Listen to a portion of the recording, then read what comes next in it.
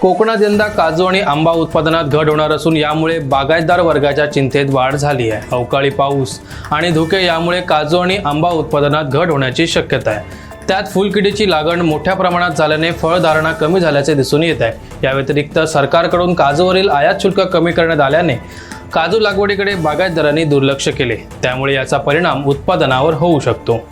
यावर्षी उशिरापर्यंत थांबलेला पाऊस हे त्याचं महत्त्वाचं कारण आहे आणि उशिरापर्यंत पाऊस झाल्यामुळे म्हणजे नोव्हेंबर एंडपर्यंत पाऊस झाला, त्यामुळे खरं म्हणजे ह्या आंबा आणि काजूवर फवारण्या ह्या आम्हाला ऑक्टोबरच्या सुरुवातीपासूनच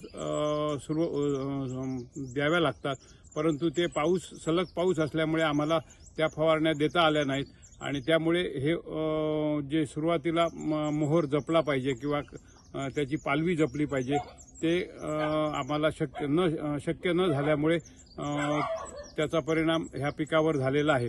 तसंच काजूच्या बाबतीत म्हणायचं झालं तर ऑक्टोबरपासून त्याला मोहर येण्याची प्रक्रिया सुरू होते आणि त्यावेळी त्या झाडांना फवारण्या देणं किंवा त्या मोहराला जपणं महत्त्वाचं असतं, परंतु सलग पाऊस सुरू झाल्यामुळे आणि ढगाळ वातावरण असल्यामुळे आणि फवारण्या त्यावेळी देऊ न शकल्यामुळे टिमास्को किंवा शूट बोरर सारखा रोगराई त्याला झाली। त्याच्यानंतर थ्रिप्स म्हणजे फुलकिडीने सुद्धा त्याच्यावर परिणाम केला आणि त्यामुळे तो मोहर संपून त्याच्यात काजू पिकाचं नुकसान झालेलं आहे।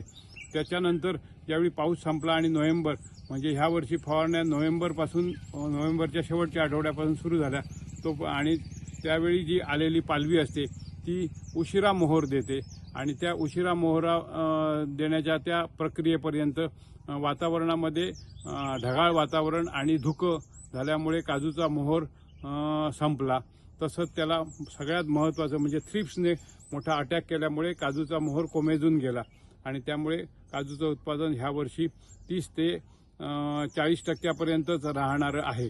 तसंच महत्त्वाचं आणखी त्यापेक्षा सांगायचं म्हणजे सरकारने काजूवरील इम्पोर्ट ड्युटी कमी केल्यामुळे काजू सगळ्या वेगवेगळ्या देशातून इम्पोर्ट झाल्या आणि त्यामुळे इथल्या स्थानिक काजूचा दर हा 100 ते 110 पर्यंत राहिला आणि तो दर त्या दरामध्ये इथल्या स्थानिक शेतकऱ्याला आपल्या स्वतःच्या बागेतील पडलेला काजू वेचून आणणं आणि तो पिवटून त्याच्यापासून बी काढून घेणं हे 100 रुपयामध्ये शक्य होत नाही।